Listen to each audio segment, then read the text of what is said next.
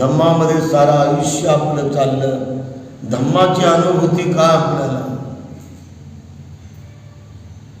जर धम्माची अनुभूतीच नाही तर मग आपण धम्मात कुठपर्यंत चालत चालत चालत त्या सत्यापर्यंत पोहोचलो? जर याची कोणती आपल्याला शाश्वती किंवा साक्षात्कार नसेल तर आपलं धम्मामध्ये वावरणं केवळ वाटसरू दिसतं, जरा भटकलेला माणूस दिसतो. म्हणून धम्माची अनुभूती आली पाहिजे, धम्माचा साक्षात्कार झाला पाहिजे. काय धम्माची अनुभूती आहे? धम्माचा साक्षात्कार म्हणजे काय? आपण दररोज किती वर्षापासून विहारामध्ये येता आणि विहाराचं वातावरण तुम्ही अनुभवता. विहारामध्ये आपण आल्यानंतर परत जाता तुम्ही 1 तासानंतर, 1.5 तासानंतर, आणि मग पूर्ण अख्खा दिवस आणि रात्र व उद्या पुन्हा सकाळी इकडे येता. या दरम्यान जे तुमचा वेळ जातो त्या सर्व वेळेमध्ये आपलं कृत्य काय असते, आपलं कर्म काय असते याचं मूल्यांकन झालं पाहिजे. याचं परिपूर्ण आचरण आपण आजमावलं पाहिजे की मी एवढे घंटे माझ्या विहारापासून, माझ्या भगवंतापासून मी लांब गेलो. हे 12 तास माझे दिवसाचे, रात्रीचे 12 तास मी काय भगवान बुद्धाच्या धम्माप्रमाणे काय केलं नेमकं, हे मूल्यांकन जर आपण करत जर गेला नाही तर आपल्यामध्ये काय चुकलेलं आहे आणि काय बरोबर आहे, काय धम्मानुकूल आहे आणि काय धम्माच्या विरुद्ध आहे, काय धम्माच्या कार्याला किंवा धम्माच्या कामाला, आचरणाला पूर्ण आपण बगल देतो का, धोका देतो का, की धम्माप्रमाणे आपण आपलं सर्व जीवन नियमबद्ध, आचरणबद्ध आणि कर्मबद्ध करतो. हे आपण पूर्णपणे अतिशय सेन्सिटिव्ह, संवेदनशील होऊन ते समजलं पाहिजे आणि आपण सिद्ध केलं पाहिजे. सिद्ध करण्याचा मार्ग आहे की मी धम्मवान माणूस आहे, मी धम्मवान उपासक आहो, मी धम्मवान उपासिका आहे, मी धम्मवान साधक आहो, मी धम्मवान साधिका आहे. हे आपण सिद्ध केलं पाहिजे आणि ती जाणीव धम्मगुरूला, गुरु म्हणून भिक्खू संघाला पूर्ण झाली पाहिजे की माझ्या धम्माचा हा उपासक, हे माझ्या धम्माचे एवढे उपासक, हे माझ्या धम्माचे एवढ्या उपासिका या धम्माचं काटेकोरपणे पालन करतात. धम्माचा नियम एक ना एक पूर्ण आचरणामध्ये आणतात, त्याला बगल देत नाहीत, त्याला सोडून देत नाहीत. धम्माचं एक ना एक तत्व हे माझे उपासक, ह्या माझ्या उपासिका बरोबर ते पालन करतात. हे पूर्ण खात्री आपल्या भिक्खू संघाला, आपल्या धम्मगुरूला आपल्याद्वारे आली पाहिजे. हे उद्गार आपण आपल्या जीवनामध्ये नेहमी आपल्या गुरुजवळ पूर्ण प्रगट केले पाहिजे की भंते, मी आता 20 वर्षापासून म्हणा किंवा 10 वर्षापासून म्हणा किंवा 5 वर्षापासून म्हणा, सर्व प्रकारच्या हत्येपासून मी अलिप्त आहे. कोणतीच हत्या किंवा हत्येचे प्रकार किंवा जीव मारण्याचे प्रकार याच्यात मी सहभागी नाही. माझ्या मित्रमंडळीमध्ये, माझ्या बौद्ध समाजामध्ये कोणती जरी कंदोरी हे करायला लोक गेले तर मी त्याच्यात जेवण करायला जात नाही. मी त्यांच्यासोबत वावरत नाही. हे आपण शील अत्यंत काटेकोरपणे पाळलं पाहिजे. म्हणते मी धम्माचं दुसरं शील बरोबर पाळतो. रस्त्यात 1 रुपया पडला तरी मी उचलत नाही.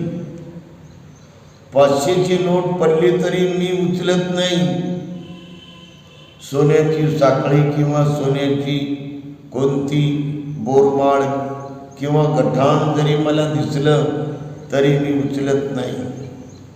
आणि समजा उचललं तरी मी माझ्या खिशात माझ्या घरी नेऊन देत नाही, तर मी वेळेप्रमाणे पोलीस स्टेशनला जाऊन जमा करतो आणि ते डिक्लेरेशन करायला सांगतो साऱ्या पेपरमध्ये की या व्यक्तीला हे सोन्याचं गठाण, सोन्याची बोरमाळ मिळालेली आहे, ओळख देऊन आपण घेऊन जा.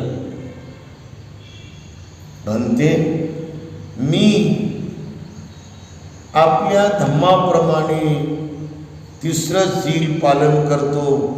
माझ्या समाजातले किंवा दुसऱ्या समाजातले कुमारिका मुली किंवा विवाहित मुली किंवा विधवा महिला यांच्याकडे मी माझ्या पत्नीशिवाय वाईट नजरेने किंवा वाईट विचाराने किंवा वाईट आसक्तीने पाहत नाही. मी या कर्माला पवित्र रूपामध्ये पालन करतो. कुमारिका असले तर माझ्या मुलीप्रमाणे समजतो. विवाहित महिला असतील तर माझ्या बहिणीप्रमाणे समजतो.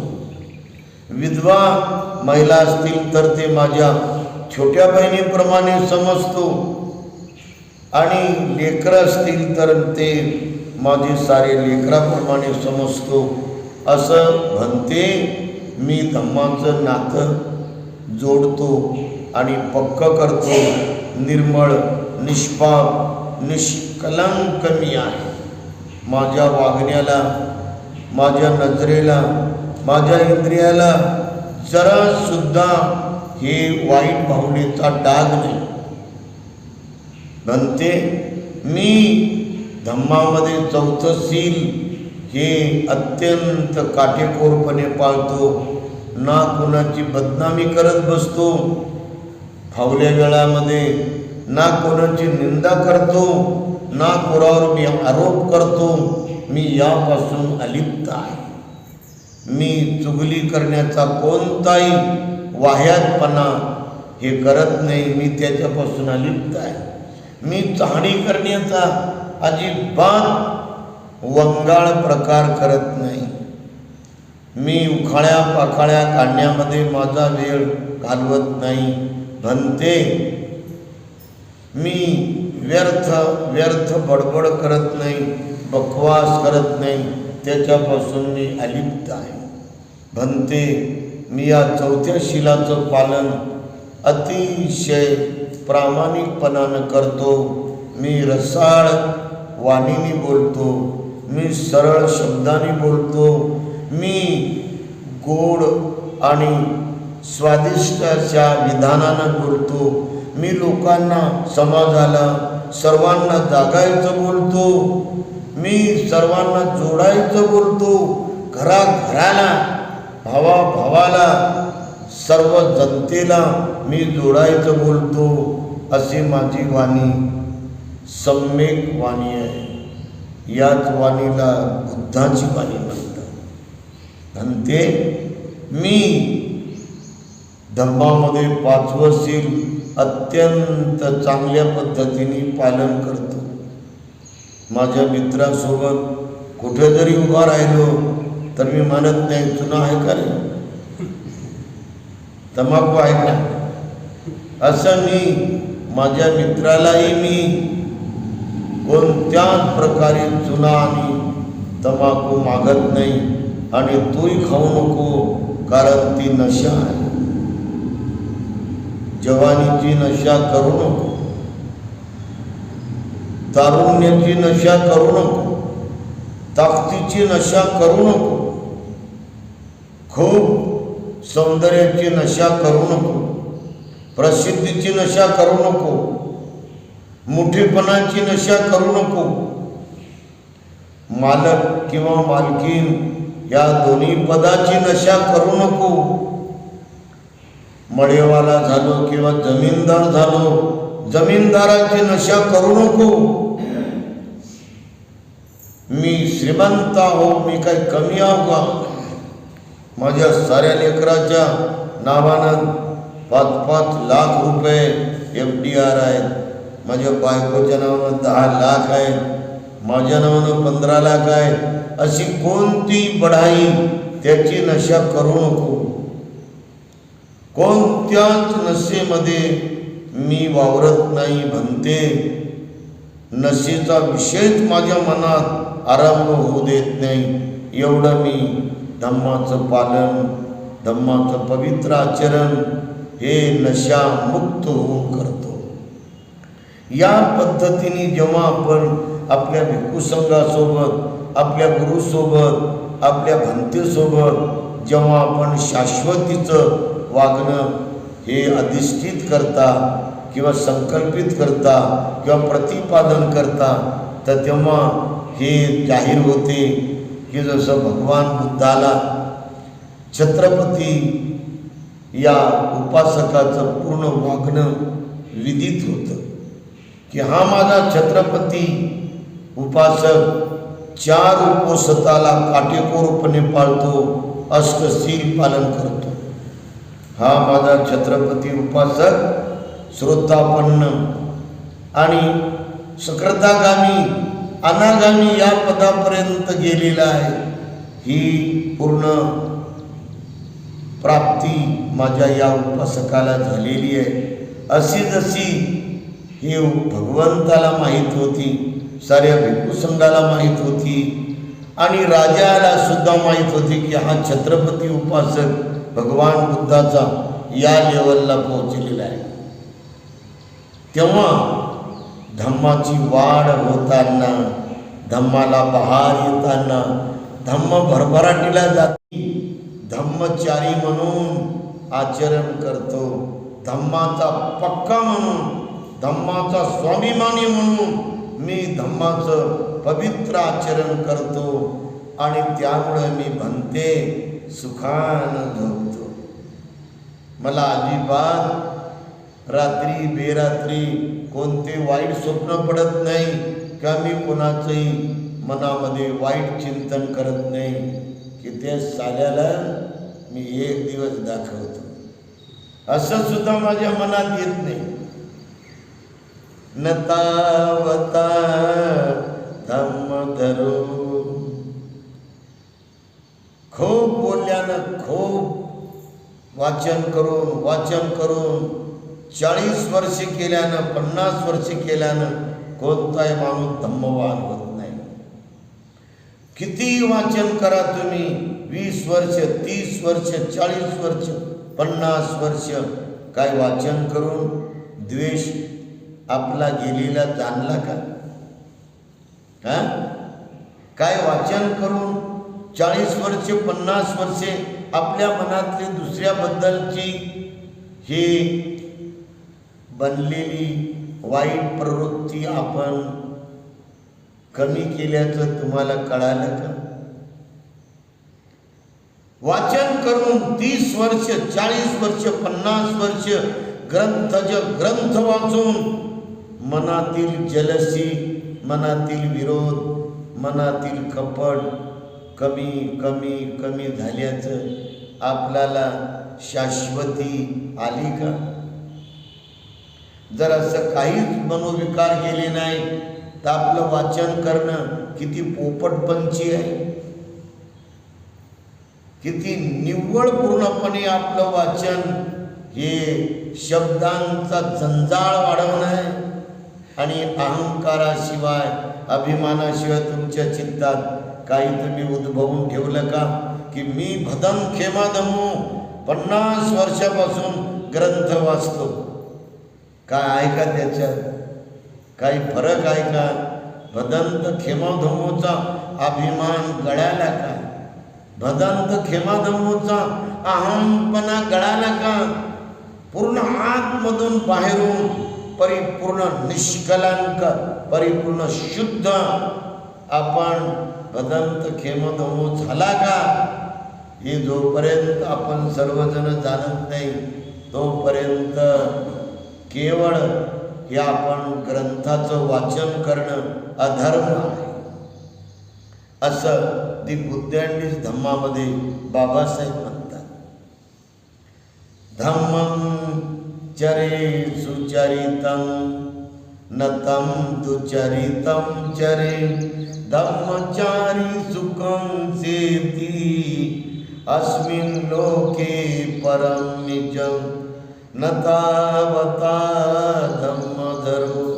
त्याला धम्मवान म्हणता येत नाही की जो निव्वळ बोलत राहतो, निव्वळ वाचत राहतो, निव्वळ सांगत राहतो आणि आचरण काहीच करत नाही त्याला धम्मवान म्हणत नाही. त्याचा मनोविकार एक ना एक मनोविकार एक कायमचा विरघळला पाहिजे.